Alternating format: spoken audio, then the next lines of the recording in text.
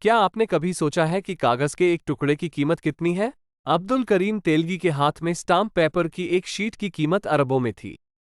यह इतिहास के सबसे दुस्साहसिक नकली अभियानों में से एक, ग्रेट इंडियन स्टाम्प पेपर घोटाला, की कहानी है।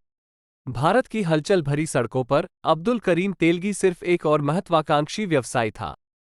1961 में गरीबी में जन्मे, उन्होंने सामाजिक सीढ़ी पर चढ़ने का दृढ़ संकल्प किया और 1990 के दशक की शुरुआत में तेलगी ने देश भर में व्यवसायों का एक नेटवर्क स्थापित किया था। लेकिन सम्मान के इस आवरण के नीचे एक गहरा उद्यम आकार ले रहा था। तेलगी एक नकली ऑपरेशन स्थापित कर रहा था जो अंततः भारत की अर्थव्यवस्था की नींव हिला देगा। ये सब एक सरकारी स्वामित्व वाली स्टाम्प पेपर प्रिंटिंग मशीन की खरीद के साथ काफी सहजता से शुरू हुआ। भारत में किसी भी औपचारिक लेनदेन के लिए स्टाम्प पेपर एक अनिवार्य आवश्यकता है, घर खरीदने से लेकर व्यवसाय स्थापित करने तक। लगातार मांग देखकर तेलगी को एहसास हुआ कि उसके हाथ सोने की खदान लग गई है। उसने नकली स्टाम्प पेपर छापना और उन्हें अंकित मूल्य से बहुत कम कीमत पर बेचना शुरू कर दिया। जैसे जैसे ऑपरेशन बढ़ता गया, तेलगी का दुस्साहस भी बढ़ता गया। उन्होंने अपने उद्देश्य के लिए सरकारी अधिकारियों, पुलिस अधिकारियों और यहां तक कि राजनेताओं को भी भर्ती करना शुरू कर दिया। उन्होंने आंखें मूंद लीं, जिससे उसके नकली साम्राज्य को फलने फूलने का मौका मिला। लेकिन धोखे पर बने सभी साम्राज्यों की तरह तेलगी का साम्राज्य भी ढहना शुरू हो गया।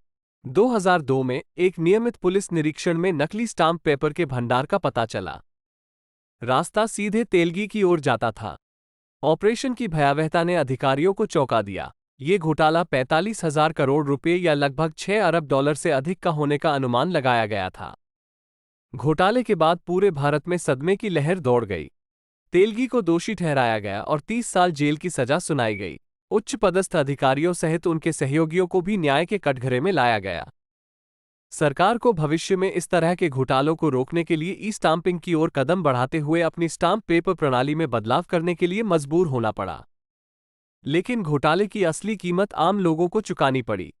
जिन लाखों लोगों ने अनजाने में नकली स्टाम्प पेपर खरीदे थे, उनके लेनदेन शून्य और अमान्य पाए गए। उन्हें अपने दस्तावेजों को पुनः सत्यापित करने का वित्तीय बोझ उठाना पड़ा। ग्रेट इंडियन स्टाम्प पेपर घोटाला इस बात की याद दिलाता है कि कैसे लालच और भ्रष्टाचार पूरी व्यवस्था को कमजोर कर सकता है। Have you ever thought about how much a piece of paper is worth?